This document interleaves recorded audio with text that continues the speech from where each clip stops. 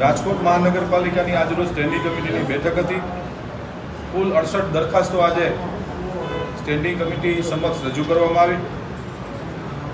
રાજકોટ મહાનગરપાલિકાના ભારતીય જનતા પાર્ટીના સૌ કોર્પોરેટર મિત્રો અને સ્ટેન્ડિંગ કમિટીના સભ્યોની હાજરીની અંદર સંકલન બેઠક આજે મળી હતી અને એની અંદર કુલ 68 દરખાસ્તોમાં જે ચૂંટણી આચારસંહિતાથી છેલ્લા 3 મહિનાથી સ્વાભાવિકપણે આપણે વિકાસના કામો નથી કરી શકતા। 3 મહિનાની જે ભેગી દરખાસ્તો થઈ હતી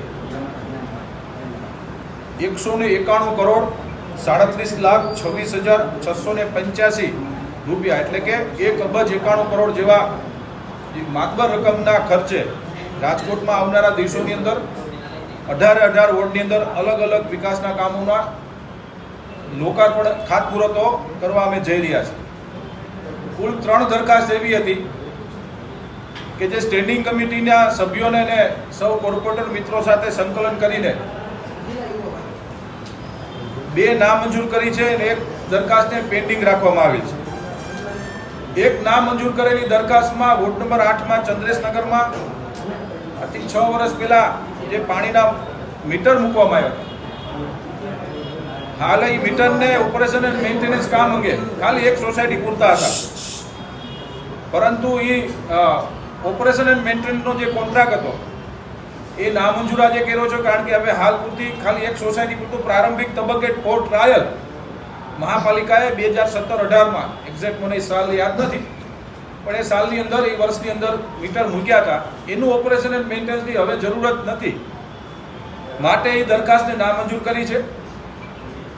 બીજી એક સંચાલનની દરખાસ્ત હતી રેસકોર્સની અંદર, એ પેન્ડિંગ રાખવામાં આવી છે। એમાં 2 સભ્યોની કમિટી રિપોર્ટ આપે પછી સંસ્થાને દેવાની વાત છે। અને ત્રીજી દરખાસ્ત સર્વેશ્વર ચોક અને રાજકોટના અલગ અલગ વિસ્તારની અંદર મલ્ટી લેવલ પાર્કિંગની 2010ના સ્ટેન્ડિંગ કમિટીના ઠરાવને 2024માં મૂકવામાં આવી હતી દરખાસ્ત, એ નામંજૂર કરી છે, કારણ કે હાલ પૂરતી સ્ટેન્ડિંગ કમિટીના સભ્યોને એ યોગ્ય નથી લાગતું, કારણ કે સર્વેશ્વર ચોકની અંદર નવો આખો વોકડો જ આપણે નવો મલ્ટી લેવલ સરસ રીતે બનાવી રહ્યા છીએ, એ દરખાસ્તને આપણે નામંજૂર કરી છે। કુલ મિલાવીને 68માંથી 2 દરખાસ્ત નામંજૂર છે, 66 દરખાસ્તમાંથી 1 પેન્ડિંગ છે, બાકીની તમામ દરખાસ્તો મંજૂર કરવામાં આવે છે। ખાસ કરીને સ્કૂલોમાં ફાયર એનઓસી લગાવવાની જે દરખાસ્ત હતી બધી નગર પ્રાથમિક શિક્ષણ સમિતિની શાળાની અંદર જે ફાયર એનઓસીના સાધનો મૂકવાની જે દરખાસ્ત છે એ પણ આજે મંજૂર કરવામાં આવે છે। 3 મહિના ચૂંટણી આચારસંહિતાના કારણે સ્ટેન્ડિંગ કમિટીની બેઠક નહોતી મળી। શિક્ષણ સમિતિની શાળાઓમાં અર્જન્ટલી અમે લોકોએ આ દરખાસ્ત મૂકી છે। આવનારા અઠવાડિયાની અંદર આવનારા અઠવાડિયા પછી દરખાસ્તો ખૂબ પેન્ડિંગ છે અત્યારે કમિશનર બ્રાન્ચની અંદર, કારણ કે મેં આપને કીધું એમ 3 મહિનાથી કોઈ વિકાસ કામો ન થયા ચૂંટણી આચારસંહિતાના કારણે, પણ આપની વાત સાચી છે। આવનારી સ્ટેન્ડિંગની અંદર રાજકોટની અલગ અલગ કોર્પોરેશન પ્રિમાઇસીસમાં જ્યાં ફાયર એનઓસીની ફાયર સિસ્ટમની જરૂર પડશે એ દરખાસ્ત પણ અમે લેવાના છીએ। 24 કલાક પાણીની પ્રારંભિક તબક્કે વોર્ડ નંબર 8માં ચંદ્રેશનગરમાં વર્ષો પહેલા એક ફોર ટ્રાયલ કરવામાં આવ્યું હતું, પરંતુ એ શક્ય નથી બનતું। ડીઆઈ પાઇપલાઇનનું નેટવર્ક રાજકોટ શહેરની અંદર અલગ અલગ વોર્ડની અંદર અત્યારે ડીઆઈ પાઇપલાઇનનું નેટવર્ક ચાલી રહ્યું છે। આજે પણ ડીઆઈના પાઇપલાઇન એટલે કે ડકટાઈ અને નાયલ 24 કલાક પાણી નહીં, પરંતુ જે પાણી ચોરી થતી હતી જૂની પાઇપલાઇનો હતી 40 વર્ષથી જૂની જે પાઇપલાઇન સિમેન્ટની જે પાઇપો હતી એને દૂર કરીને ડીઆઈ પાઇપલાઇનનું નેટવર્ક અમે એટલા માટે સેટ કરીએ છીએ કે જે પૂરતા પ્રમાણમાં લોકોને પાણી મળી રહે।